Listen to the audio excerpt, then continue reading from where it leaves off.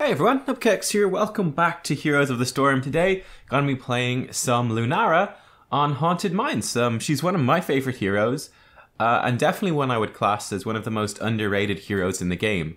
I guess it's just because she's got like this weird hoppy animation, and just getting comfortable with stutter stepping and moving and attacking with that. Might put a lot of people off, I suppose. Also, she's very much a dot class, right? It's all about that damage over time. That's something I always say playing as Lunara, is you're thinking about your poison, right? It's not about doing big, hard-hitting basic attacks like you would have with someone like, like the Butcher, right? Or Cassia, like where your basic attacks are very important. Basic attacks are important as Lunara because they apply your poison, but the primary means of damage that you're going to be doing in these team fights will be coming really from spreading that poison around. So she definitely rewards having an overview of the team fight, kind of understanding where everyone is, spreading that poison, spreading your slows.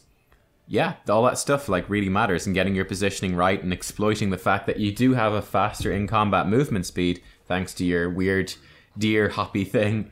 It's basically 20% extra movement speed. You've got that and you can play around it, which is cool. So we're on Haunted Mines. This is also a map I actually really like Lunara on this map too. One of the things I want to talk about in this is her Wisp is actually very useful here. Also, you know, she's good at attacking. She's also good at defending, and she's not bad at clearing the stuff out in the mines or clearing the merc camps, and you can spec into that. But she's got a very interesting talent tree, right? Where she has some really interesting talent diversity, and there's a few different very, very viable builds that you can go for, which actually change her playstyle quite a bit. But then she also at the same time has a whole lot of dead talents, even a few dead tiers, where there's simply no choice at all. There's a whole bunch of rubbish stuff that you'd never want to choose. She's funny that way. Yeah, anyway, it should be pretty good here. I like her on the map. They've also got Sonya Arthas, so they've got a big beefy front line, so we'll be able to do quite a lot of damage to them melting through with our poisons, just applying it to that front line, maybe applying it to the back line as well, and just wearing them down. Lunara can have one of the highest damage outputs in the game, but it's very sustained, it's very slow. The enemy team already look like they're going to have a pretty sustained comp. We also have a Rexar, so we're probably going to have a pretty sustained comp, so it should fit in pretty well into all of that. Yeah, also looking at their comp here too, one of the big decisions you're going to be making on Lunara, and in fact, you've got two very large decisions that you're going to want to make in the draft, which are really going into that talent diversity thing I was talking about. So the first obvious one, right, is her heroics. You've got two heroics that you can choose. One, Thornwood Vine, shoots out a line, which will do decent damage actually, and apply poison. So this is really good. It makes you a very backline type hero, so you'll be staying in the backline, blasting this through as many of the enemy team as possible. This will really amp up your AoE damage, your teamfight damage. So this will work pretty well against Arthas Lunara. You can also use it for a bit of extra wave clear and stuff like that too, which is quite nice. Gives you a bit of poke as well. So yeah, this could be a really good option for just doing tons of AoE damage to the enemy team. Her other heroic is Leaping Strike, which does a single target burst of damage. It's got 2 charges and lets you dive and then dive back out. So that opens up some, again, very interesting gameplay choices. It limits your AoE damage, but it makes it, it gives you that opportunity to duel. It gives you the opportunity to dive and make some interesting plays. So that could also work out as well. Because, Sonya dives in, but once she's dived in, she's kind of in, right? So we could always use that to dive past the Sonya Arthas onto the backline, potentially. So that's, both of them are good options here. At level 7, you also want to choose between Splintered Spear and Nature's Culling. Splintered Spear, whenever you use your Q, your basic attack will hit 4 enemies. So again, this is super good for spreading your AoE damage. It's fantastic for team fights. However, Nature's Culling makes your poison do 150% bonus damage to non-heroic targets. So that's minions, mercenaries, monsters, the neutral objectives, the bosses, the structures. This really amps up your siege damage massively. So that's also very worth choosing. They're the two really big decisions. Which of these am I going to spec into? It's a nice pick of Lucio by the enemy team. Lucio with that sustained damage will be able to heal through what I'm putting out. We've got Greymane though with some bursts, some single targets, so that's nice. I'll have a bit of a difficult time for the Greymane though, getting past this front line. We've got a squishy back line to look at though. Pretty interesting draft. I'll see you guys in the game. Alrighty, here we are in the game. I had to sit through a really long load screen there. This makes it easier for editing, right, if I cut it out that way. But anyway, Alright, cool. So for one, we're here as Lunara. I kind of like Blossom Swell at level 1 here, which increases the radius of your Q. Just makes it a little bit more consistent. It's not too bad. The one you're generally going to go for, though, is... Oh, geez, what's the name of it? Take it so... Yeah, Natural Perspective, which gives you a reveal with your poison. Whenever your poison's on someone, you see them. Which is... It's pretty useful. It should be nice enough here, too. There's quite a few little bushes. Also, people can be dipping in and out of the mines and things like that. So just give us vision in terms of that stuff, which is nice. So it's often a go-to talent, especially on maps like Dragonshire as well, where you've got bushes galore. Also, if they've got a stealth hero or they've got, you know, someone that's fairly mobile, that could be pretty nifty. So yeah, that's what I'm going to go for in this particular game. You've got other talents at level 1, but they're pretty bad, so I wouldn't bother too much. Alright, your early game talents are pretty boring. So you can see there, I was considering standing in the healing from Alex Strauss, and it's obviously super dangerous because the enemy team has a Chromie, right? So that's going to be pretty scary. And one of the scary things we also have got to face in this game is if she goes for Temporal Loop, and she actually does, we don't have a cleanse. We don't have any way to get out of Temporal Loop. It's going to be pretty scary. So yeah, that's it actually will push me into going for Leaping Strike, and I'm going to be building around Leaping Strike in this particular game, is to really counteract that. So with Leaping Strike, when you're in the air, you've got a couple of frames where you're unstoppable, so you can use that to dodge a Temporal Loop. So that's again part of my, it's going to be part of the build adjustment for this particular game, is going to be, you know, picking that up. I mean, you might Leaping Strike yourself into some horrible situation where you're going to die. Always have to bear that in mind, so you're gonna have to, you know, be aware of that in terms of positioning. Maybe save an extra charge, so you got a charge to leap out again. But it is something. It is an option for helping to dodge that Chromie. We could also, of course, spec into Greater Spell Shield. You can see I'm having to sidestep just to juke these Chromie abilities. Greymane's gone top to gank. Trying to send my Wisp around to keep an eye on just the rotation between those lanes. Murden's in quite deep, so we're going to try to keep him alive with some heals. Chromie actually catches it that time, so we're in a fair bit of danger here. Gonna do a little bit of return damage. I actually make a big mistake here. So the Vala is actually better than I expected, and she kills me, which is really dumb. But yeah, the Vala's pretty decent, so that is something, you know, just noting myself and have to be aware of moving forward. It's like, oh, okay, so she's actually gonna be pretty good. This is just unranked draft, so I mean, realistically, skill level of players caps out around master, so you kind of assume that they're not going to be that good. But she's pretty decent. So yeah, just it was a stupid mistake to die. So you just have to be paying more attention next time and be aware that the enemy team seems pretty decent. They will punish overextensions. So yeah, lesson learned, and let's move on. All right, here's pretty interesting. So again, bearing in mind that your damage comes from your poison, so you can see one of my big goals is to spread that poison, have that poison ticking constantly on as many things that I'm fighting as possible. And you can see by moving into the mines and reading the lay of the map that we're able to keep Rexar alive. Unfortunately, the stun misses. Might have been a kill if it had hit, interrupting her as she went into that. Nonetheless, we get some decent harass on Sonya. She probably has a well to tap, I would think. But nonetheless, it's good harass on her, which puts some pressure on. Gonna send her Wisp over to keep an eye on that eastern entrance. We'll also probably spot some Sonya rotations if she comes through. So just giving us an extra bit of info, extra bit of map vision, which is gonna be really good. This is nice for his two Greymanes right nearby as well. Actually, we don't even need Greymane there. He had the flask though, which might have picked up the kill if we didn't quite. But yeah, Lucio's overextended. Good follow-up and lockdown by the Muradin. And we're able to pick off Lucio, which is really nice and sets us up well here. So this is again an interesting situation where I'm going to prioritize picking up these skulls, right? Because with the buffs to the Golem, I think it's really worthwhile to actually pick it up. The Golem can do an awful lot of damage now. And again, you can see I'm kind of kiting these guys around. So you can do this on any character really, but it's very good on Lunara. But you can totally kite the melee guys a fair bit, which will really reduce the damage the melee guys do to you. And then you want to prioritize killing the ranged ones, because the ranged ones will hit you no matter what.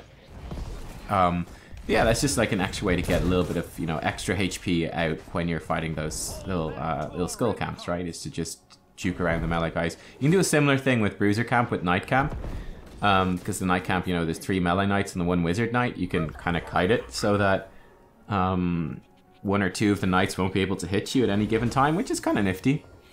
So here was a first kind of interesting decision point. I went for Nature's Culling in this case. It is my preferred talent overall, though Splintered Spear is probably better in general. But Nature's Culling I feel is really strong in this map because the Merc camps are so strong. You've got to be going in and destroying all these little skulls. Then Nature's Culling will work both with defending and with attacking. So when we're attacking, when we're sieging up, it's going to help me do a lot more damage to their structures while also poking their heroes at the same time. If we're defending, it's going to also help there because we can do extra damage to their golem and help take it out a little bit quicker. So it's basically a win-win, I think. It just fits this map super well, so that's what I'm going to be going for. We're diving in pretty deep here, just about sidestep the Chromie. Apply our poison across. We're going to do a slow then. Slows down the Arthas and the Sonya. That's one of the big decisions you want to be making in these fights as well. Is, and you can see once I get the damage on the Chromie, once I've got her fully stacked with poison, I actually turn my targeting around to start targeting the enemy team and try to focus them down a little bit.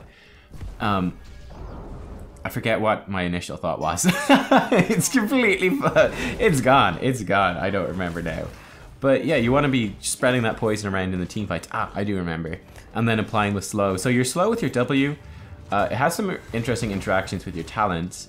So for example, if you pick up Splintered Spear at 7, you typically want to use your Q, throw out the Splintered Spear basic attack, and then use your W to spread your W amongst as many targets as possible. When you've got this build with Nature's Culling at 7, you can use your W then to set up your Q more so that can get a little bit of extra damage out. That's always an option too. But yeah, you want to be using that because it's a slow, and it's a pretty decent slow. It's like a 40% slow, but it decays over 3 seconds. But still, a 40% slow at the start is quite significant, so you can get some nice damage out like there. And I think this is an overdive by the team. Rexar kind of noting that the enemy team is coming back in. Chromie with Temporal Loop, we're in some trouble. So going to get some damage on the Vala. I should actually have done another basic attack at her there. I missed that opportunity. Luckily, there's the dot on her from the Alex Raza as well. So Vala does die to the dots combined. So at least there's that. But yeah, right there, you know, with the Temporal Loop hitting me, I was pretty much guaranteed dead. They had so much damage there. So just trying to turn around and do as much damage as I can before I die. That's kind of the goal. Now we've got Leaping Strike. So that's going to open up an extra avenue of escape now that we know Chromie's got Temporal Loop. But yeah, I think we definitely overstayed there a little bit. We should have backed off sooner. The epic escape by Alex Strasa, so good. So good. I mean, we've also, this is quite an interesting comp because we also have Rexar who can do an awful lot of solo lane and also solo merking and solo objectiving off on the side. So it gives a very interesting rhythm to this particular game. You see, for example, right now, Alex Raz is actually soloing one of the camps and Rexar is soloing the boss. So we've got a lot of very interesting siege and map objective things that we can play around. So we're being very safe in terms of positioning here at the moment, not overextending. Bearing in mind there's also Temporal Loop's probably back up again as well, so we really want to be careful about the Chromie, not just her skill shots but also that Temp Loop. And yeah, our allies are split around the map, so they're getting stuff done. We don't need to worry about it too much. I see with Nature's Culling, you know, a Q and a couple of basic attacks, and that Siege Giant is going to die to our poison, which is nice. Here we're able to position pretty aggressively. Step back a bit. We're actually dodging some skill shots, which is cool. Waiting for this drop the beat to expire. It has expired. We're getting damage on the Sonya. Finish her off with a Leaping Strike as well, just to ensure that. We could have actually probably been doing a bit more damage to their team in general there. But given that Rexar's not here, I think it's better to play it safer, just get the guaranteed kill. Again, you can see positioning kind of far forwards. To the side, right? I don't want to be on top of my allies. Because if I stand on top of my allies, we're just asking for trouble. But I can be pretty aggressive in positioning when I'm flanking to the side. And certainly with Leaping Strike, that opens up a lot more flanking and positioning opportunities. But so long as we're not grouped up, if we're grouped up with our allies, it means that, you know, an Arthas root, Sonya Leap, the Vala stuns, all that stuff could hit multiple members of our team. So you're going to be in some trouble.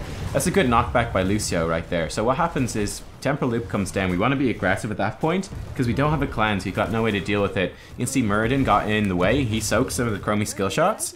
And then I was trying to go in aggressive as well to try to punish the Chromie. It's actually a pretty good time to engage when she does a Temporal Loop. Because, I mean, it just means that Chromie, you know where Chromie's damage is going to be. So one of their damage dealers, like for me to go forwards as Lunara there, I'm pretty much guaranteed that one of their damage, Chromie, the most dangerous one overall for me, is not going to be hitting me. She's going to be firing her skill shots at the Temporal Loop target, and that therefore means that I'm pretty safe. See, I'm also pretty safe here. I can Leaping Strike off the walls. Just gonna move across. Lucio actually being greedy, going for the minions instead of me. That's a mistake for him, so I'm able to Leaping Strike over him. And we're able to get him positioned with Sonya. And you can see the enemy team is super split up. So it's like Lucio arrives first. He's like, I'm gonna get you. And he's like, alright, never mind. Sonya arrives. She's like, I'm gonna get you. And then she leaves. And then Arthas arrives too. And Arthas is gonna die. So yeah, the enemy team right there, that really shows they're very, very uncoordinated. And they all have different ideas for what they should do. So that's fantastic for us. That opens up some nice opportunities for some plays moving forwards. Get some revenge damage on Vala. Ha ha ha, take that. That will undo your healing well. See, there's those sort of things are very important to notice. So this is very good for us moving into this late game because we've got a lead and the enemy team seems to be a bit all over the place in terms of their macro play, what they're trying to do. That's actually a mistake in my Q. You want to put your Q between the two mercenaries so that you hit 2 of them. Can't hit all 3, but you want to hit 2 mercs with your Q. And again, when I'm fighting the merc camps, my goal is to keep a bit of poison on each one. It's the exact same as you do with Malthael, right? It's just spreading that poison around every single merc. You can use your W to extend the duration if you want, but it's also a powerful team fighting tool. So you only want to do that if you know there's not going to be a team fight. So again, you can see myself and Greymane are off to the side. Why are we off to the side? We don't want to stand on that point and then get caught in a leap with them. And Greymane is diving, which is cool. We're going to Leaping Strike over the Lucio. Greymane's in some trouble. We're going to come in. We actually end up soaking the Chromie skill shot and get lots of damage down on her. This is a really nice dive. We're able to stack up as well for the heal. Hits most people. I'm just going to the right of Arthas, and that actually ends up being a full wipe on the enemy team. All of us surviving. It's just really nice play from everyone, actually. But you see what I mean about positioning and that slight flanking thing there. Myself and the Greymane were both off to the side, so when the enemy go in with their CC and their lockdown onto the point, it's not hitting the damage dealers. Greymane's free to dive their backline. I kite back a little bit, then go in with the Leaping Strike and join Greymane in the dive, get past. We basically never get caught by the CC of their front line, and it lets us just tear them apart. But at the same time, Alexstrasza is keeping our tanky heroes alive and herself alive to the CC and the dive, while Greymane is... He's basically Greymane removed like Vala and Chromie from that team fight because he dived them. They weren't there to add their damage to the enemy team. And it's pretty nice use of Leaping Strike, I think, in that last fight. Kind of showed the strength of it, the mobility in the fight, that we were able to transition, finish off a hero, and then transition into assisting Greymane in the dive. And then right there too, you can see you can Leaping Strike very far over structures, so we're able to jump over and finish off the Chromie. It's an 80% slow for like 0.35 seconds. It's pretty small, but it's very powerful for that short amount of time. And then of course the most important thing of Leaping Strike is that at the end of the game you end on top of the core to show your dominance. that's mandatory, okay? That's the most important thing about using the Leaping Strike. And there you go. I thought it was a really nice game. Really well played and really interesting stuff going on from everyone in the team. Everyone doing their job really well. We didn't make the end screen, which sucks. Feels bad. But there you go. So some interesting rotations. I thought some interesting Wisp placements. I always feel like Wisp is, I always feel I've underused it a little bit. It's kind of hard to make the most out of it. But yeah, also Lunara is super strong in late game. We didn't really get there, but that level 16 talent and level 22, the level 20 talent, they open up a lot of consistent damage for her, so she scales really well into late game, but she's okay at early game as well. Thumbs up if you enjoyed the video, guys, and I'll see you all next time for some more Heroes of Storm. Thanks for watching. Bye-bye.